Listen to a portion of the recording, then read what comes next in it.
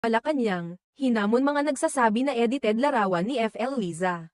Hinamon ng Malacanang ang mga nagpakalat ng fake news tungkol sa umano'y na edit na larawan ni First Lady Liza Araneta Marcos.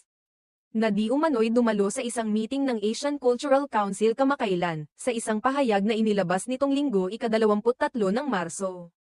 Sinabi ni Palace Press Officer at Presidential Communications Office, PCO, Secretary Martin Andanar na ang mga nagsasabing ang larawan ng unang ginang ay pekeng larawan ay dapat magpakita ng kanilang mga ebidensya. Inaasahan ni Andanar na maglabas ng pruweba ang mga fake news bloggers, na nag-akusa sa larawan ni Liza Araneta Marcos na pekeng edited photo, ayon kay Andanar.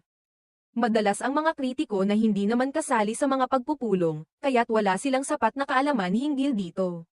Pahayag niya, "Those who usually criticize are those who are not privy to any meeting. What can we expect